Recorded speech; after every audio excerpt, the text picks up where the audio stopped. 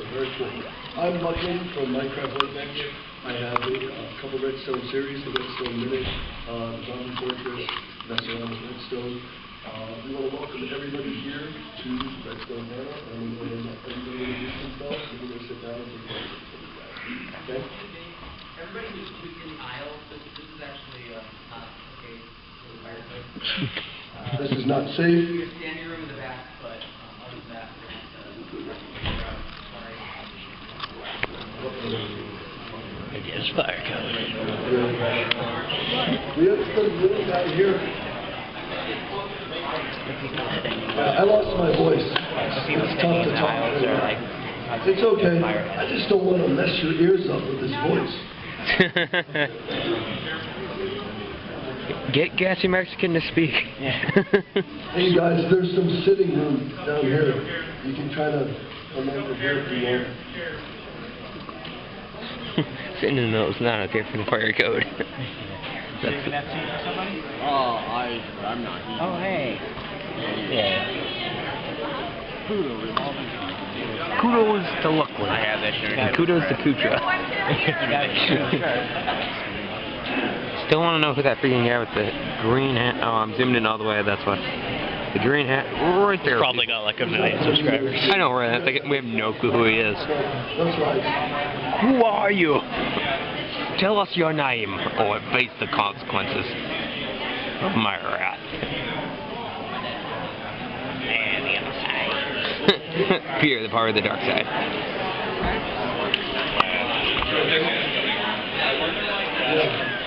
Oh, I thought we were both gonna just start, like, all three of us film with the camera up like this. Okay. I'm filming this whole thing.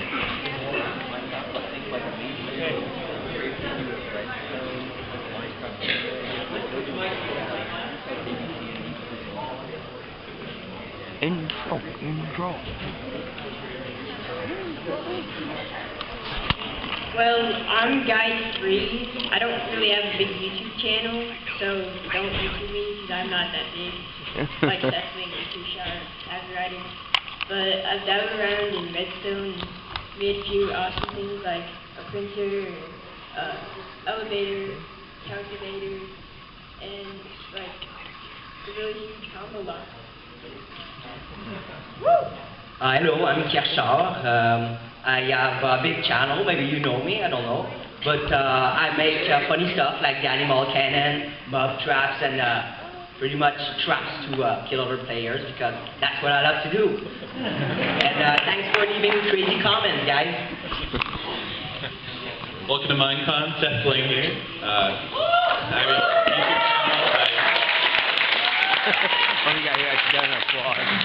I like to do video games with redstone in Minecraft.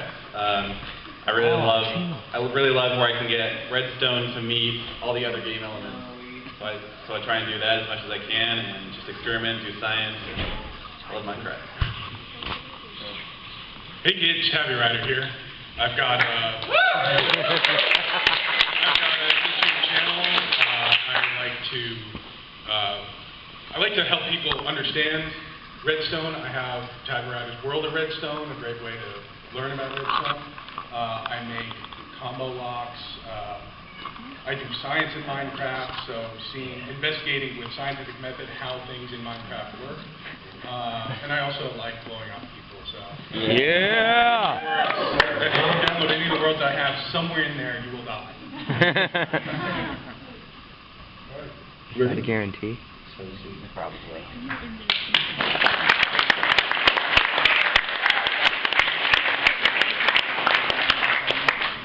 All right, so we're going to start with questions by raising your hand. You over there? Can you turn on the projector and do some demos? There are no demos. What? We could do the YouTube. You can watch that online. We didn't come prepared with that.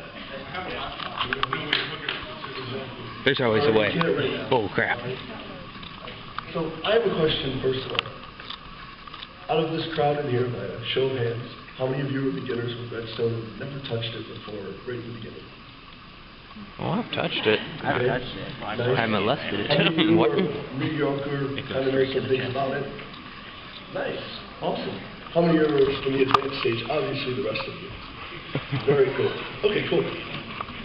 All right, so let's go ahead and hit the question. You back there.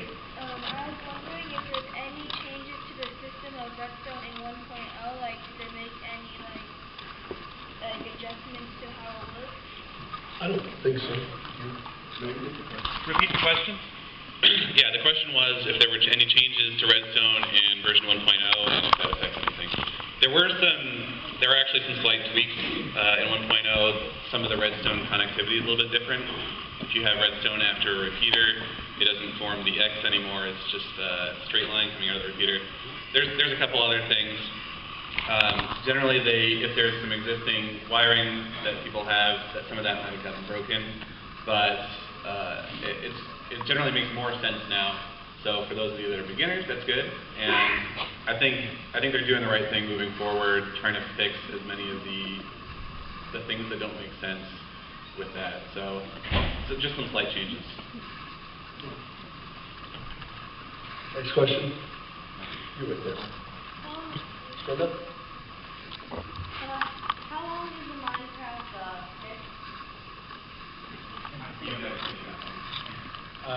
That was a tough question to answer when I investigated it. I have a video about ticks in Minecraft, and there's actually two different kinds of ticks. There's a 20th of a second tick, and that's when most things in the game happen. Minecarts move and a lot of things update. But there's also every 10th of a second there's a redstone tick, and that is when redstone repeaters and redstone torches update. So it's actually a much more complex topic than even that. But it depends on which part of the world you're talking about and how often ticks are. And then on top of that, the game will slow down sometimes. On your PC, or especially on multiplayer servers, the tick rate, that's the fastest tick rate. But if the server is particularly loaded, that tick rate will slow down and it'll take longer for each tick. I'm making a clock, and I'm using so many repeaters. I was wondering if there's any way to cut down the number of repeaters.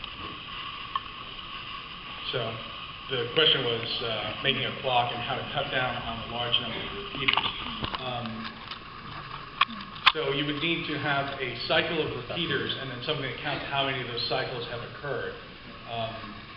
Although that kind of system is not going to keep very reliable time. If you want to keep accurate time compared to a clock, as in a clock in the real world, that's not going to work particularly well because of things like ticks slowing down.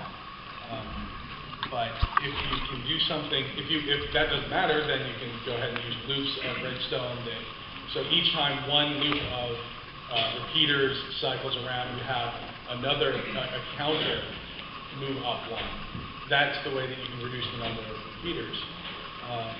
And if you want to keep track of time within the game, for instance, day or night, you can use things like buds or block update detectors that will detect when it's daylight out, so that you can sort of, because the clock may drift away from the actual time.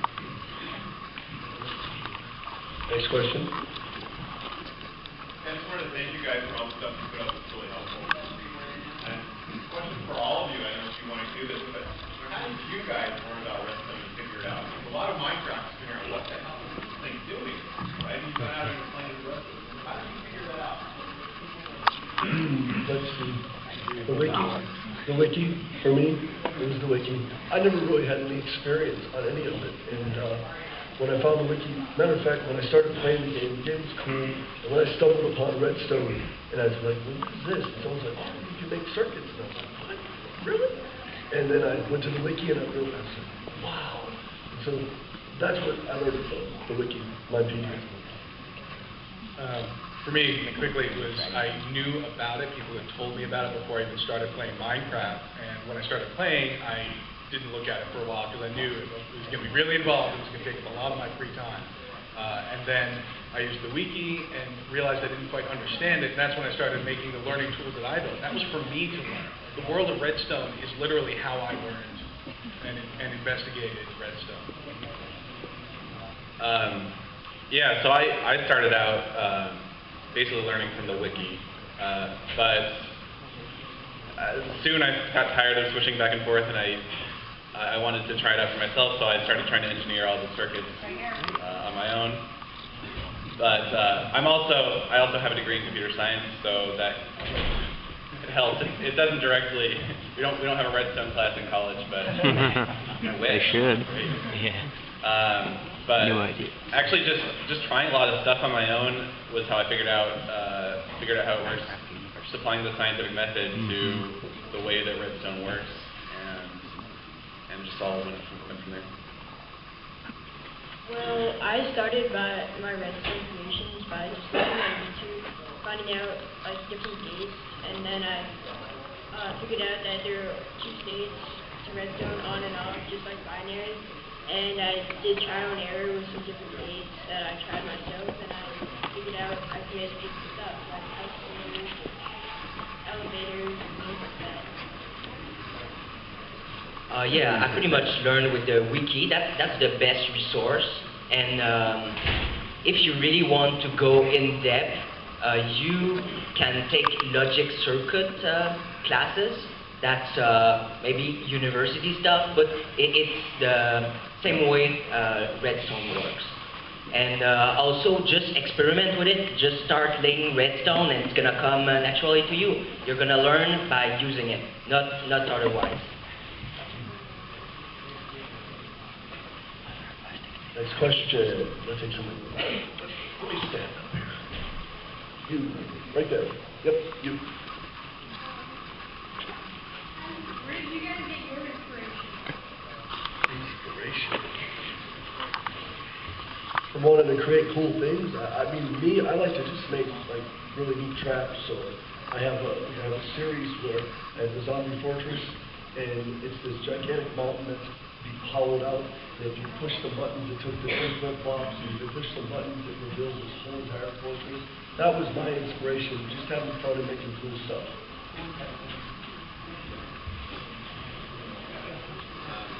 I actually got a lot of my inspiration from Tabby Ryder. The way he approached everything with science, I like that. For my games, it was actually a lot of other YouTubers and a lot of the games I had seen. And I thought I could do that for myself. I had some ideas, I knew how the game works, and so I got my inspiration from that.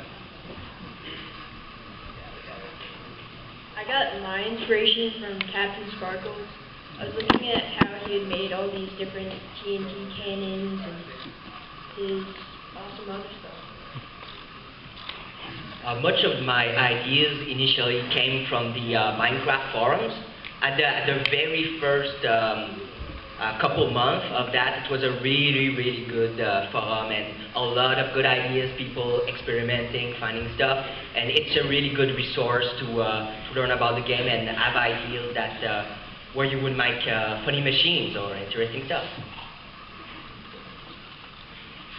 And for me, a lot of the same things, seeing what other people made, but for me in particular, I like to look at some things that exist out there, and then when I try them out, I find out they're actually really difficult for a player to use. A minecart station where you have to know to go over here, press this button, throw this lever, and put the cart here.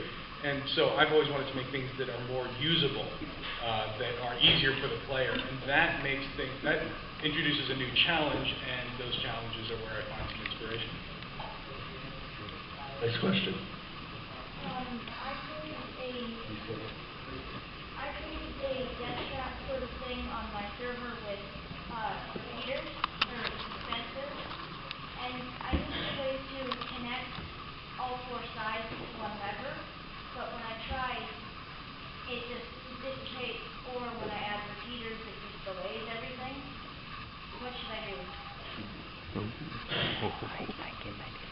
I was trying to make a Schematic. sideways.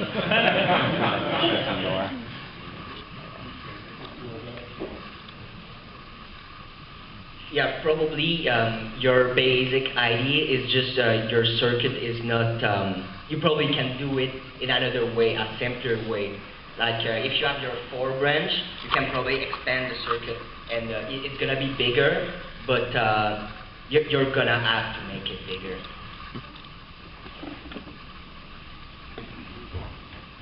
Okay, next question. Question about video games. Well, first, a like two-part question, I guess. Did the Frogger one that I think it was in Digital Diamonds recently, did that you? Or? Oh, okay. But yeah, my question is, when you're going to design the user interface, like with the Frogger game, the actual player jumps around, or if other games have this question, like what's your strategy for designing the user interface for the player? Yeah, that's tricky. It's when you have a bunch of redstone, it can get hard because you have to. It takes up a lot of space, and sometimes there's limits to how you can connect things, and you'll add too much delay by making redstone go all the way around. Generally, I like to involve. Well, it depends on the game, obviously, but like for something like Angry Birds, I just have a single button there and press it, and then that connects underground. I use a lot of underground wiring, and actually in a lot of my games, there's a lot of underground wiring, and in fact, in that one, I even used instant wire because the button was so far away from the mechanism, and there was a lot of timing involved. So you had to use, I used instant wire to get the signal there as quickly as possible, so that it would still, like, the timing would be preserved. Yeah, it's kind of, it can be tricky to hide a lot of the wiring. Sometimes having walls around everything that the player doesn't need to be able to see helps, so that you can hide the wiring around the sides. And actually, sometimes there have been games where I've said, I want to do this game, but I really can't hide the wiring, and I've just not done that game, left it alone. And actually, sometimes, once or twice, I've done that, and then later I've said, oh, I can use this that I saw in somebody else's video or whatever, and come back to it. So, yeah, I don't know, hopefully that helps. Next question. How do you tackle like a large redstone project? Like, how do you go into it? Because I've tried, and like eventually they'll like overwhelm you. Lots of time and patience. That's what I would say. I mean, it's crazy. You know, when you get in there, like I have one thing that I did. It was 3 strikes and you're out. You had a combination that you had to enter in, and you had 3 tries to enter that combination in. And if you didn't get it within the 3rd try, the door opened up underneath you and you fell in the lava. It had a safety switch too, where if you got the combination within 2, it would reset and it would open the door. The wiring for these things are amazing. Like what he was just saying. Like, you know, you start digging through walls, and next thing you know, you're digging through a wall, and oh great, there's my wiring for my stairs. And it's like, how do I get around that? It just takes a lot of time and patience. That's what I would have to say. For my large projects, I've always tried to break them down. I would, for instance, my minecart station, I broke it down into where the player arrives, where the player gets into the system, the switch yard, the Pez dispenser for getting cards. And I would tackle each of those projects separately. I would carve out a space. I say, okay, I need to fit it in this approximate space. And I would get that pretty much completely working. Just say, okay, the card's going to come out here, and start out with nothing. And because if I don't break the project down into smaller and smaller pieces, I'll never get it done. I'll just be running around rearranging everything. With it broken down like that, if I find out, okay, I actually need to make a little more room for this part of the project, I don't have to remove everything. I just have to move the one separation between 2 different components. So. And that comes out of practice and just making a lot of projects. The more of those you make, the more you'll get a feel for how to break down your larger projects. See, I'm learning things too. I'm going to start doing that. Okay, next question. Somebody way back there. You, way back there. Yep. How do the block update detection devices work? I've always been very curious about the reason behind that. Well, block update detectors, there's a few different types you can make. Well, one, you have to have a power source that's at least diagonal to the piston you have. And the best ones I've made is I've placed a torch and then block of wool, redstone in the middle, and a feeder. And then I have a regular block, and then I have the piston down here. And then when you place a block right next to the piston, it would extend, and I needed a way to retract it. It blocked away, so I added a torch here and then a repeater, so that when the block updated, or the piston updated, it would go around and turn on the torch, so that when you destroy the block, it would retract. It's magic. That's it. That's all of Minecraft. Let me just talk at a general level how they work. So the basic idea is there are certain ways to power a piston that will not actually cause the piston to say, hey, I'm being powered now. I should change states, I should extend, or retract. And so one of those ways is to provide a diagonal power source to the piston. There's some others. The idea is that a piston is in the incorrect state. It's either being powered and it's not extended, or it's not being powered and it is extended. And whenever anything updates nearby, that's going to cause the piston to say, oh, I'm in the wrong state, and it's going to correct itself. So you can take advantage of that throughout the block update cycle. Next question. How do you guys feel about mods like the mini block mods?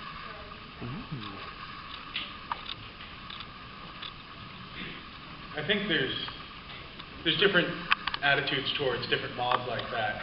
Some people love to get all these mods and try them out and explore new aspects of the game. For me personally, I have to avoid mods because I want to make a YouTube channel that is accessible to everyone, and the only thing that's accessible to everyone is the vanilla game. So, but another part of it is I don't like to use mods that make the game a lot easier. Because, as I said earlier, one of my inspirations is a challenge. If I have wireless redstone mod, for instance, I don't have to make any wiring, I don't have to solve certain problems. It actually takes away from the game. So I look for those challenges, and many of the mods that I've seen related to redstone simply make it simpler. And you could have a mod that you point it down and there's an entire computer or an entire, minecart control station or whatever. And the mod should do that for you, but what would be the point? One of the things I love about redstone is you build it and you actually see it there. Inside everyone's computer, there is that same kind of circuitry, but you can't see it. It's trapped, it's microscopic and trapped inside a little piece of silicon and plastic. But redstone, you can actually see it all. So I don't like a lot of the redstone mods for that reason as well. They tend to hide what really makes it interesting to see.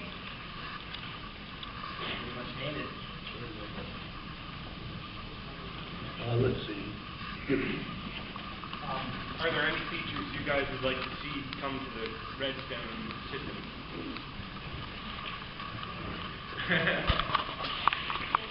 I'd really love that opening a chest trigger a block update on every side, so that we could trap people that comes to your chest. Yeah. That would be best. Yeah. Why else would you play Minecraft, huh?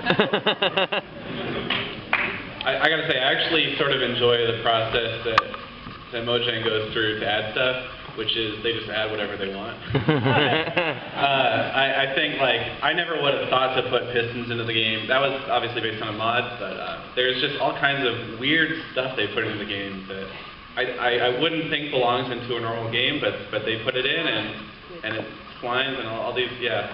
And so I actually really enjoyed playing around with all these weird things that I never would have thought of. And Seth and I talked to Jens yesterday and asked him if there's anything new that he's planning on adding to Minecraft and related to redstone. And he kind of waffled. He talked about one thing that they had thought about a year ago adding to the game and decided not to. And so it seems like they don't really have many plans to make any significant changes to redstone at this point. Next question. Usually.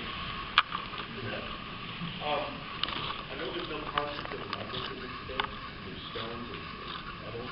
Can you wrap redstone around a piece of iron and make it electric? No, you can't, but that would be an awesome idea. I like to do things that with redstone that don't necessarily that don't necessarily just use redstone, right? That's what I really love. So you say there's no concept of magnetism, but turns out that if you have a wolf and a sheep, and they're separated by a wall, and you move the sheep, the wolf's going to follow. So there are, I've made a couple videos about this, but there are actually creative ways to do stuff like that you just have to think a little bit outside the box. So if you put that sheep in a minecart, you can control the sheep, and you can hide that behind a wall. I've actually had, the wolf as a player avatar for a game. So you just got to think a little bit outside the box, but redstone interacts with everything in the game, and so you can actually sometimes do stuff like that. Next question. You way back there. How would you make something kind of like elaborate, like a piston door and a small amount of space?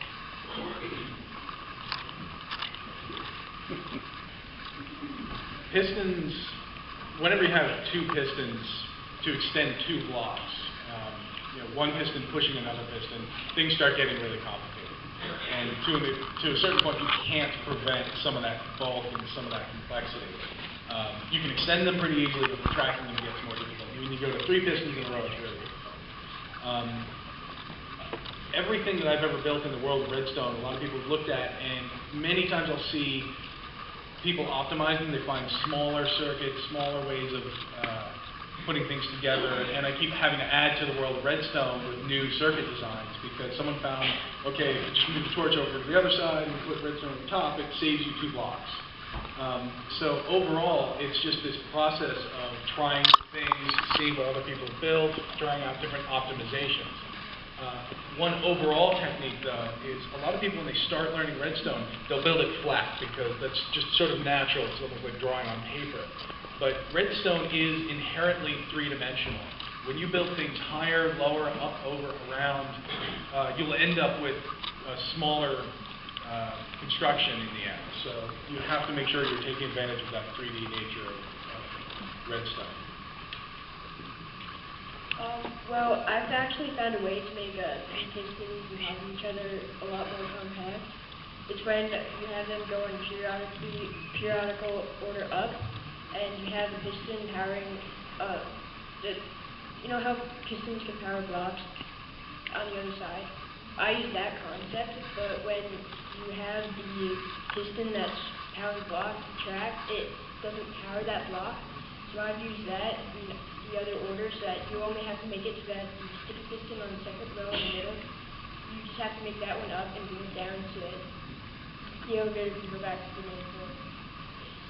I just want to say real quick, Minecraft Addict has a great channel that has like a billion different door and block switcher designs, so I recommend that. Yeah, Minecraft Addict, he should be up here on stage too, he's awesome. Yeah, he's really good. I love how Minecraft kind of leaps, like somebody will do something and then everybody else has a cool idea off of it, and you kind of leapfrogs from one idea to the next. If we called you guys the first generation of people who were kind of doing something, I'd like to hear what's something that you haven't been able to do, you can't do it yet, or if you don't want to answer that, like what would you challenge out to the crowd? Here's something I haven't been able to do, I would love to throw down the gauntlet and see. There's so many young kids in here, what could you do? Well, for me, I've always been trying, and I think this is because of the whole pistons and the power of the pistons, but I've always tried to make I don't know, like a trap that's not detectable on the ground. And I tried doing it was a 2x30 strip, and it was around my zombie fortress, and it was all not detectable, and I wanted the pistons to come down, and there was a lava moat underneath there. I've never got it to work because the way the pistons power. Because when I did the excuse me, the 3 strikes and you're out, I had to hide everything under walls. So when the pistons were like this, they came down and hid themselves under the walls here. But if it was grass, there would be no grass there. And it wouldn't, I just wanted it to work. Sorry, everybody.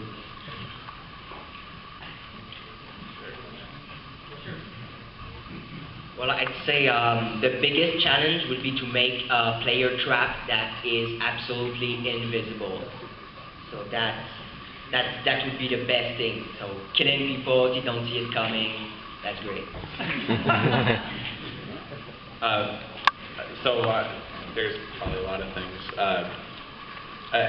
One thing I would like to see is 3D animations. People have done a lot of screens with pixels. I figured out how to do it with color on a map. That's pretty cool. But if you could do it in 3D, like right in front of you, it'd be pretty cool. But I think it's really hard. I have one really tough challenge. This is way at the expert end of things. And SethBling and I were talking about this yesterday. I developed instant wire, and you talked about us, if we're the first generation. We're not the first generation. We're at least the fourth generation. Everything that I've made was built on someone else's design. And then when I put out a video, other people build on top of it. Instant wire is very much like that. I was one step in a long process. And I was trying to get to an instant computer, to get an instant AND, an instant OR, and so on, and I have a proof of concept. But no one that I have seen has actually made a fully working instant computer. And Seth yesterday pointed out exactly what the problem with that is. It's one particular technical detail about an instant OR gate. So anyone who wants to take on that challenge, I would love to see it. I would point people to your video if you had it, or if you wanted to show me your design. You know, it's a collaborative thing. I love that about Redstone, that there's all of these people who are building on each other's constructions and giving each other credit and sharing work. And so I would love to see someone take on that particular challenge. Next question. You, way back there in the camera. If there's going to be an update for the Redstone items, what do you want it to be? We had this question. Yeah, we already had that question. Someone else? Green shirt? Okay. Do you draw out your schematics for your Redstone layout? I mean, do you actually draw it out like an engineer, or do you just have it in your mind as you're creating it? Sometimes I do, and sometimes I don't. I just go learn by doing. And if it works, it works. If it doesn't, I build it another way. For me, Minecraft itself, it almost sketches itself. I mean, if I want to say I'm going to reserve this area for a circuit, I'll put a row of blocks around it or corners to show where it is. It's almost that Minecraft itself, it's so easy to throw something in that I really use Minecraft itself, so I don't sketch things out on paper. I also don't sketch anything, but being able to move around quickly in creative mode, I feel the same. You can get around pretty quickly, and if you make a mistake, just redo it. Actually, I guess one thing to say about that is, sometimes I do use mods or NCEdit to move around components. So if I try and build something and I figure out I haven't left enough space, I can move around the components that I need to, and that's really useful for getting the circuits to work. No, you really don't need to draw out your schematics unless it's something really big, like 4 blocks, 4 chunks wide. I don't think you need to. Yeah, there's no need to write schematic. You just start laying redstone, and eventually it works, or it doesn't. Magic. Next question.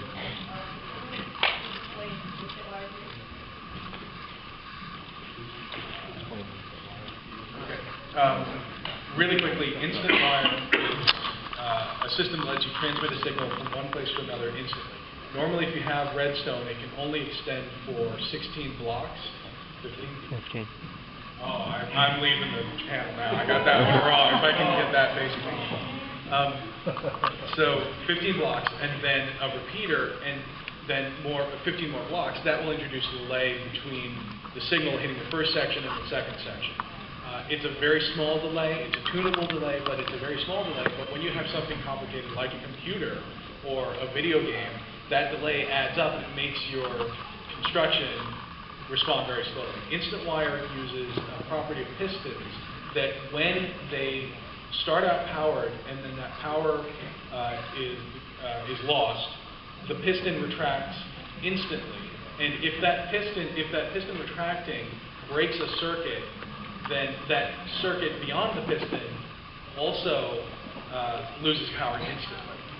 And that's the basic instant wire, and then that's been developed into much more complicated systems. You can also use block update detectors to do the same kind of thing, to transfer the signal instantly from one part of your world to another. Next question.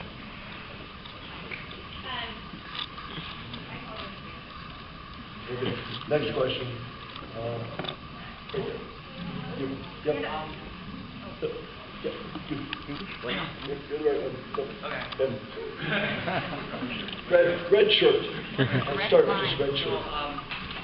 I've seen videos like people that have systems that build houses right under the floor, or like have films where they make the trailer for 1.7 urban mod.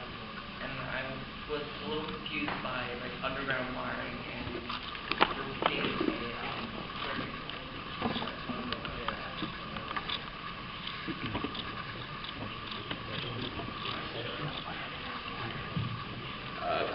If the question was pretty general about underground wiring and how you can get that to affect things above ground, is that right? Yeah, I mean, a lot of it involves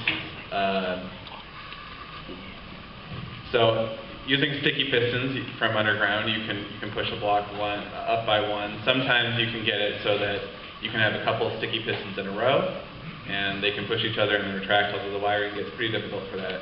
It's actually really hard to do wiring underground on like a completely flat surface that will affect blocks above ground. But sometimes it is possible. Sometimes you just want some wiring underground that's going to control some minecart tracks or something.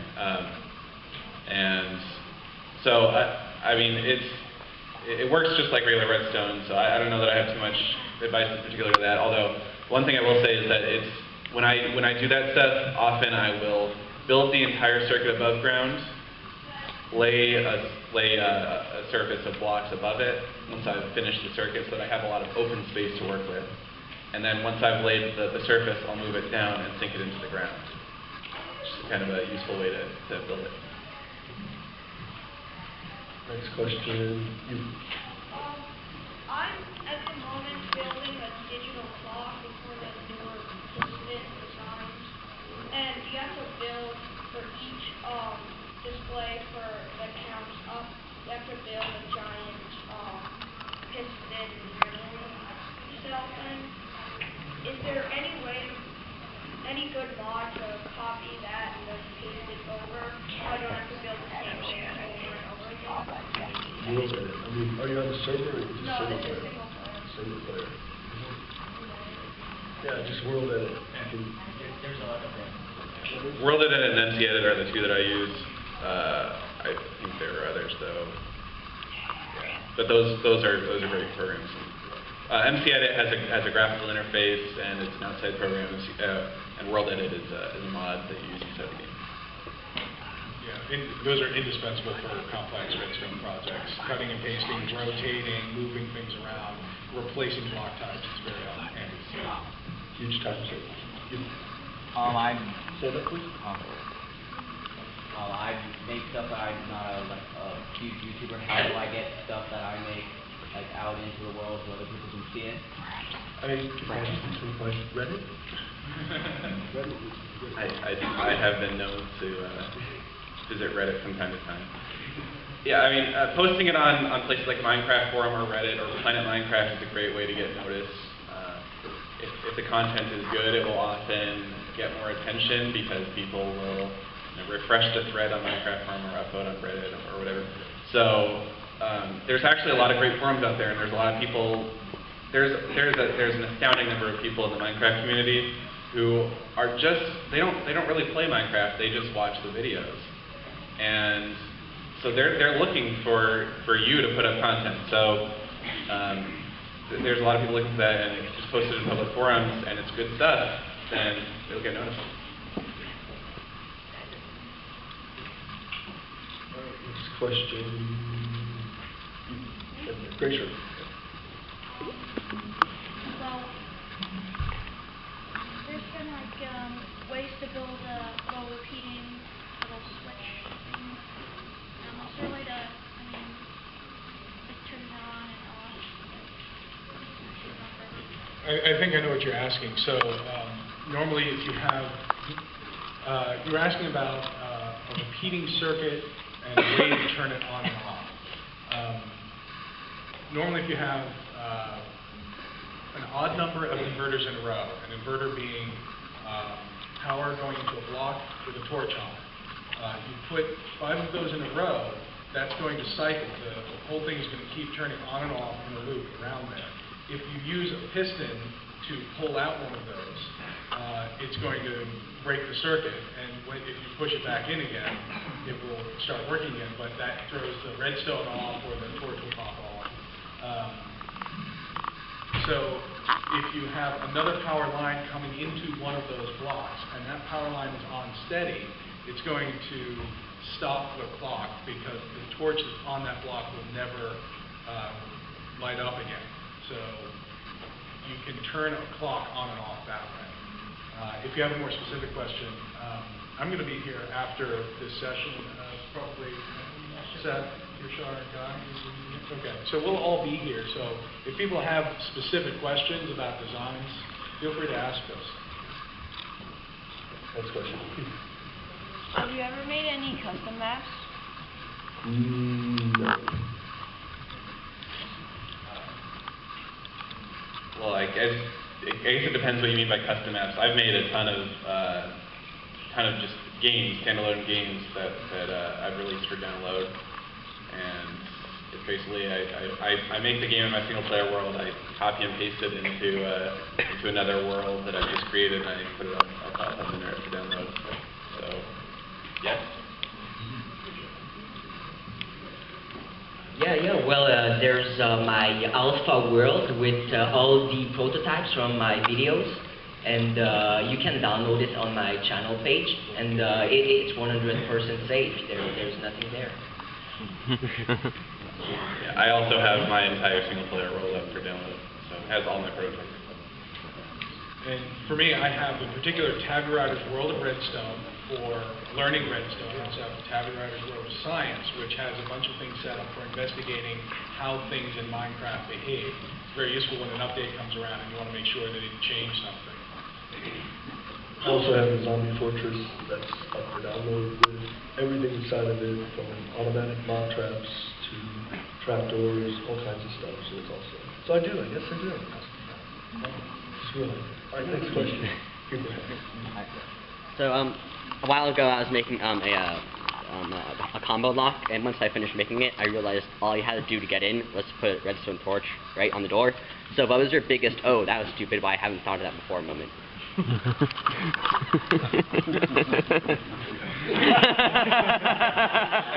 I have never done anything stupid. Well, I guess when I was making my elevator, someone was just like, oh, you could just use a ladder. Yes, I too have gotten that. I did exactly what you described. Both of my security systems or secure entry systems have the problem you just drop a torch.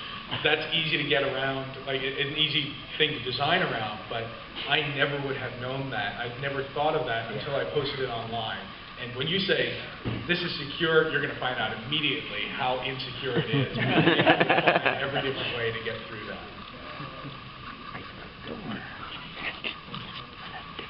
I really doubt there's a way to make a 100% secure thing. The best way to keep your stuff secure is it has to be hidden. That there is no other way. People must not know. In the Zombie Fortress, with 3 strikes and you're out, if you put a torch, there's 3 indicator lights that indicate how many tries you have. If you put a torch next to them, the door automatically opens and kills you. All right, next question. Do you have your hand up way back there with the camera? Okay. If there's one thing you could add if you ask Mojang, what would you want? We already had that one. You're the third person to ask.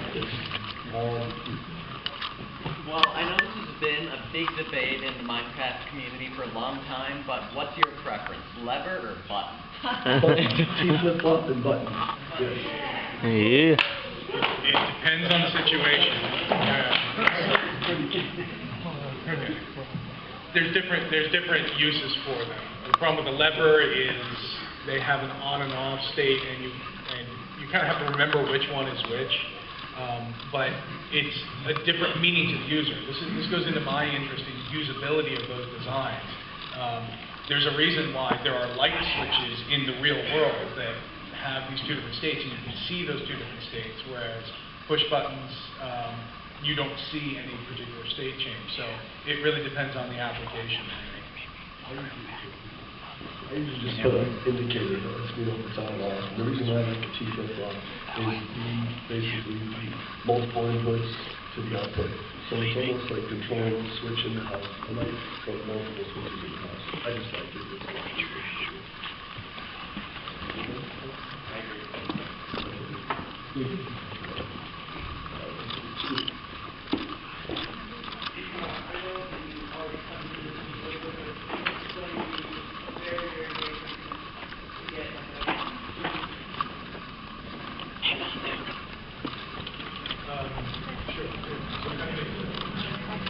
Oh, wasn't that fun? I would like 3 questions at the exact same time.